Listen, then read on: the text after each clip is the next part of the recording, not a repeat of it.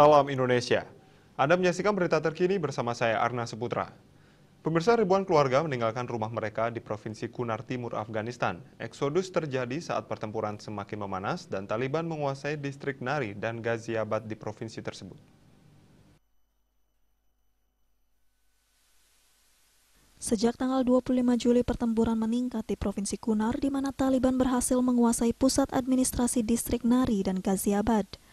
Konflik bersenjata berlanjut di hampir semua distrik di Provinsi Kunar dengan laporan pertempuran menyebar ke daerah-daerah baru di provinsi tersebut. 2 jembatan dilaporkan hancur di distrik Seltan dan Barkunar atau Asmar.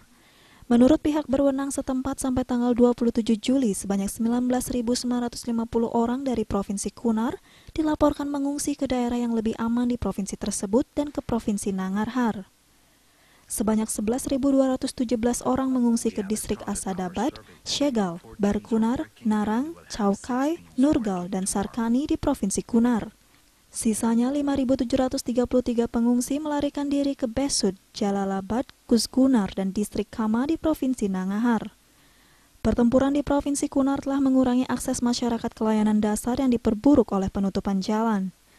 Jalan Asadabad Nari dilaporkan ditutup yang mempengaruhi pasar dan jalur pasokan utama, mengakibatkan kelangkaan dan kenaikan harga bahan pokok di daerah yang terkena dampak. We are working on it and we will bring them to justice. Terdapat laporan yang menyebutkan beberapa pengungsi dari distrik Narang, Sarkani, dan Chaukai tinggal di alam terbuka. Pada tanggal 27 Juli, 70 keluarga atau sekitar 470 orang ditampung di gedung-gedung pemerintah di kota Asadabad, ibu kota Provinsi Kunar. Beberapa gedung sekolah di Asadabad, Narang, Sarkani, Kaskunar, Chakai, dan Nurgal telah dimanfaatkan untuk lebih mengakomodasi orang-orang yang tinggal di alam terbuka. Untuk mencegah penyebaran COVID-19, ingat pesan ibu selalu terapkan 3M. Wajib memakai masker, wajib mencuci tangan, dan wajib menjaga jarak, serta wajib menghindari kerumunan. Dengan penerapan perilaku 3M, Indonesia segera terbebas virus corona menuju Indonesia maju.